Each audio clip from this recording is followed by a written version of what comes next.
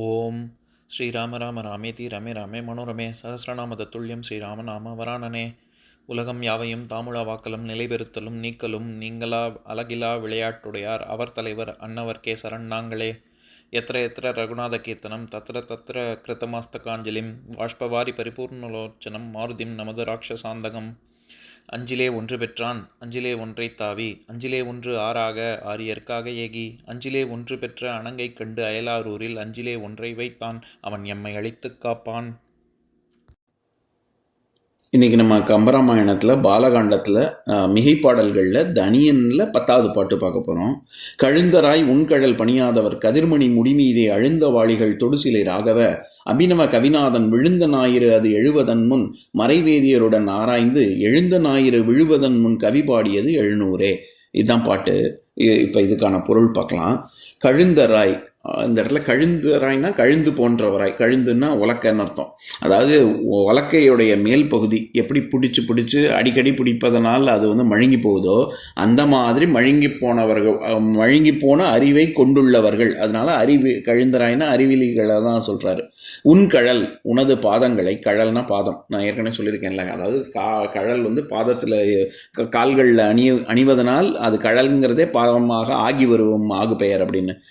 உன் கடல் பணியாதவர், உனக்கு அடிபணியா உன் திருவடியை வணங்காதவர்கள், கதிர்மணி முடி மீதே ஒளி வீசக்கூடிய மணிமுகுடத்தை உடையவர்கள், அழுந்த வாளிகள், வாளினா அம்புன்னு அர்த்தம், அதை தொடுக்கக்கூடிய எய்தக்கூடிய சிலை ராகவ, சிலைனா வில்லு, அதாவது சமஸ்கிருதத்தில் ஷாரங்க அப்படின்னா வில்லு, அதையே நம்ம தமிழில் கோதண்டம் அப்படின்னு சொல்கிறோம். அதனால தான் கோதண்டபாணி, ஷாரங்கபாணி அதெல்லாம் வருது அந்த சொற்கள்லாம்.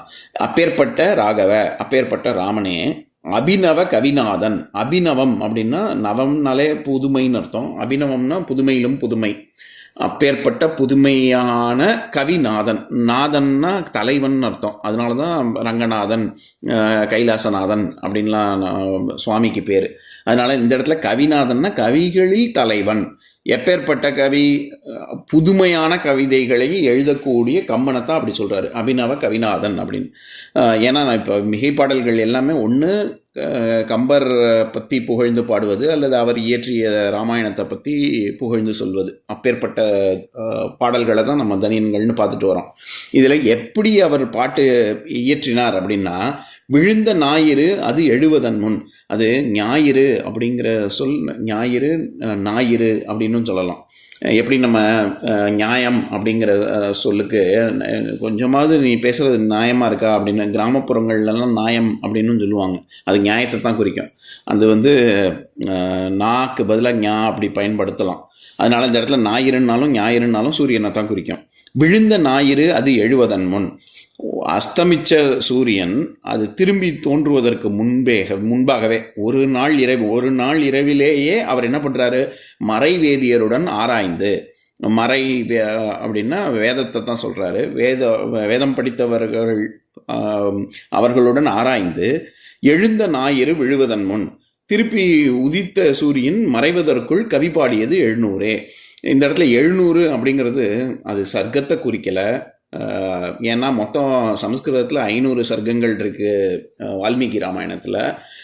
அதே இதில் இவருடைய பாடல்கள் மொத்தம் படலங்கள்னு பார்த்தா அதுவும் 700 கணக்கு வரல. இது அவர், நான் என்ன நினைக்கிறேன்னா, 700 பாடல்கள்ங்கிறது ஒவ்வொரு இரவிலையுமே அவர் ஒவ்வொரு நாள் பொழுதுலையுமே அவர் 700 பாடினார் அப்படின்னு சொல்ல வராங்கங்கிறது என்னோட கருத்து.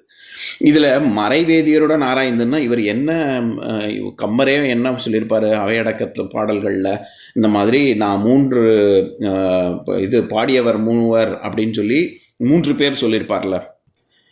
அவையடக்கத்தில் நூல் வரலாறு தெரிவிக்கிற பாடலில் தேவபாடையின் இக்கதை செய்தவர் 3 ஆனவர் தம்முளும் முந்திய நாவினான் உரையின்படி நான் தமிழ் பாவினால் இது உணர்த்திய பண்புவரோ அப்படின்னு தானே கம்பர் சொல்லியிருக்காரு. அதனால் அந்த 3 யார் நம்ம ஏற்கனவே பார்த்துருக்கோம். இது வால்மீகி, வசிஷ்டர், போதாயனர், இவர்கள் 3 பேரும் தான் சமஸ்கிருதத்தில் ராமாயணத்தை இயற்றியவர். அதில் முந்தையவர் வால்மீகி தான். ஏன்னா வசிஷ்டர்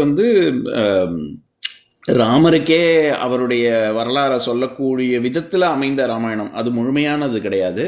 அதை தவிர போதாயனரோடது சும்மா பெயரளவில் தான் இருக்குது, நமக்கு யாருக்கும் அதுக்கான ராமாயணம் வந்து நம்ம கையில் இல்லை. ஆனால் சமஸ்கிருதத்தில் செய்யப்பட்டதுன்றது இந்த 3 தான். அதே இது கம்பர் காலத்தில் இருக்கிறதா சொல்லப்படுறது 3. அது வந்து அத்தியாத்ம ராமாயணம், இது வால்மீகி ராமாயணம், அத்தியாத்ம ராமாயணம், சம்பு ராமாயணம் அப்படின்னு நம்ம ஏற்கனவே பார்த்துருக்கோம் இந்த பாடல் படிக்கும்போது. எதுக்கு இதை சொல்கிறேன், அந்த மாதிரி இவர் வந்து வேதியர்களுடன் இவர் வந்து ஒரு நள்ளிரவிலேயே இவர் 700 பாடல்கள் இவர் வந்து படிக்க முடிஞ்சது, இவர் பாட முடிஞ்சது அப்படின்னு சொல்கிறது மறை வேதியருடன் ஆராய்ந்துன்னா இந்த வால்மீகி ராமாயணத்தை தான் சொல்கிறாரு. அதை படித்து இவர் அடுத்த நாளுக்குள்ளே அதையே இவர் வந்து தமிழில் இவர் இயற்றினார் அப்படின்னு வர்ணிக்கிறது தான் இந்த பாடல். இப்போ நான் பாட்டை இன்னொரு தடவை படிக்கிறேன், கேளுங்க. கழுந்தராய் உண்கழல் பணியாதவர் கதிர்மணி முடிமீதே அழுந்த வாளிகள் தொடுசிலை ராகவ அபினவ கவிநாதன் விழுந்த ஞாயிறு அது எழுவதன் முன் மறைவேதியருடன் ஆராய்ந்து எழுந்த ஞாயிறு விழுவதன் முன் கவி பாடியது 700. இன்னொரு நாள் இன்னொரு பாட்டு பார்க்கலாம். ஓம் சாந்தாகாரம் புஜகசயனம் பத்மநாபம் சுரேஷம் விஸ்வாதாரம் ககனசத்ருசம் மேகவர்ணம் சுபாங்கம் லக்ஷ்மீகாந்தம் கமலநயனம் யோகி ஹிருத்யானகம்யம் வந்தே விஷ்ணும் பவபயஹரம் சர்வலோகைகநாதம். உம்பரோடு இம்பர்காரும் உலகம் ஓர் ஏழும் ஏழும் எம்பெருமான் என்று ஏத்தி இறைஞ்சி நின்று ஏவல் செய்ய தம்பியரோனும் தானும் தருமமும் தரணி காத்தான் அம்பரத்து அனந்தர் நீங்கி அயோத்தியில் வந்த வள்ளல். ஓம் பூர்ணமதః பூர்ணமிதம் பூர்ணாத் பூர்ணமுதஸ்யதே பூர்ணஸ்ய பூர்ணமாதாய பூர்ணமேவாவசிஷ்யதே. ஓம் சாந்தி சாந்தி சாந்திः. ஓம் சர்வேஷாம் ஸ்வஸ்திர்பவது சர்வேஷாம் சாந்திர்பவது சர்வேஷாம் பூர்ணம் பவது சர்வேஷாம் மங்களம் பவது. ஓம் சாந்தி சாந்தி சாந்திः. ஓம் சர்வே பவந்து சுகினः சர்வே சந்து நிராமயாः சர்வே பத்ராணி பஷ்யந்து மா கஷ்சித் துக்கபாக் பவேத். ஓம் சாந்தி சாந்தி சாந்திः.